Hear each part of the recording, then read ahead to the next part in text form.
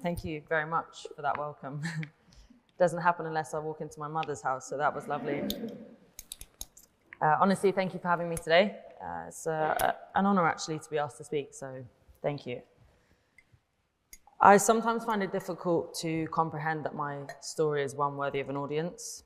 I've always thought of it as just following my feet.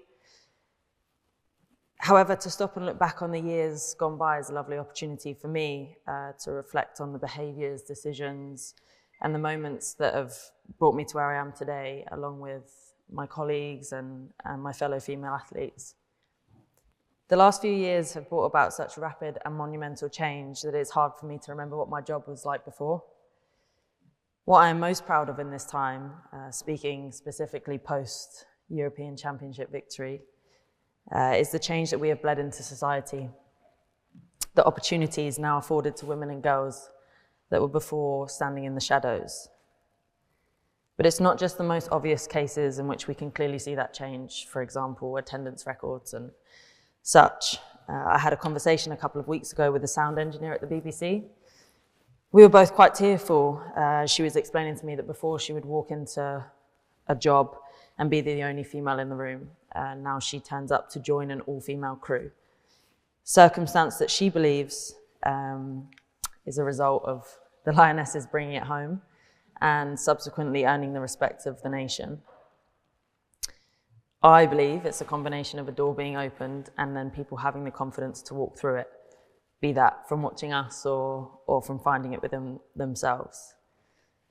Parts of my processes now that help me to navigate through my professional life include recalling how in those moments where I was the one walking through the door, how did I feel? And most of the time, to be honest, actually kicking the door down before. What gave me the strength that I needed on those days, or what, if anything, would I have done differently to make those moments more sustainable? And by sustainable, I mean in terms of not just benefiting tomorrow for myself and those around me, but also protecting the future of myself and potentially in industries, whole industries. I've always understood the responsibility I have being a visible female in a typically male-dominated environment, which is a gift, but it can also be a burden. For the majority of my career, I have loved being a footballer. I can honestly say that I have given my heart and soul to a sport that I genuinely believe can change the world.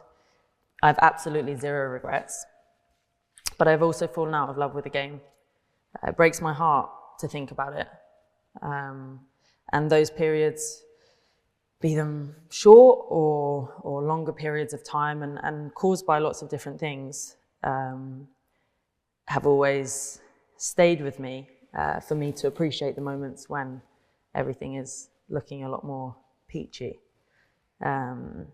Despite having always held the perspective that being an athlete is not my sole identity, it can be hard to separate yourself from the burden of that responsibility when so much of your life is preparing for the next kick of the ball. It's in these times that I've been so grateful for the support system around me and why I've always felt very passionately for any athlete, not just for myself, to celebrate their identity outside of the sport also.